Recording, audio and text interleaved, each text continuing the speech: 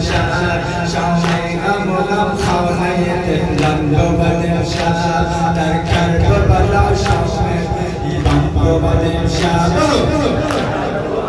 شام غریبان بود امشب در کربلا شام غریبان بود امشب افتاده به سر بدن پاک شهیدان افتاده به سر بدن پاک شهیدان بی سر همگی مریم دادن اوریون زینب فقط روی پریشان بود امشب در کربلا شام غریبان بود امشب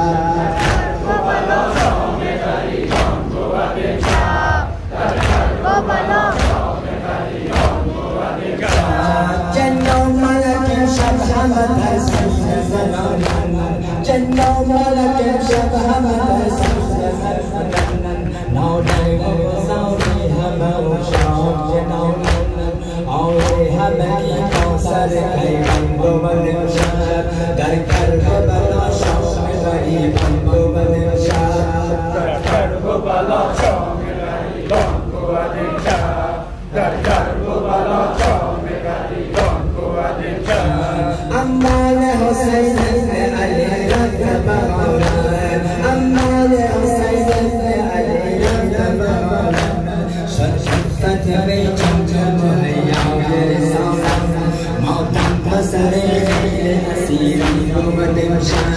در کربلا شام غریبان بود امشب در کربلا شام غریبان بود امشب در کربلا شام غریبان بود امشب زهرا بسر نعش حسین سینه زن آمد زهرا بسر نعش حسین سینه زن آمد افسرده در این شیوه و شیوه کنان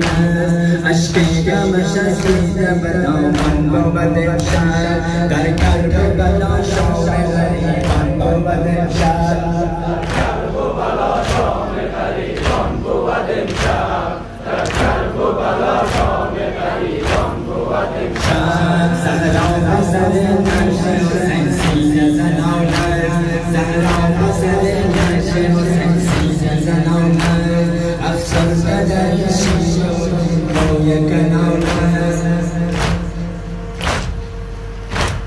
در کربلا شام غریبان بود امشب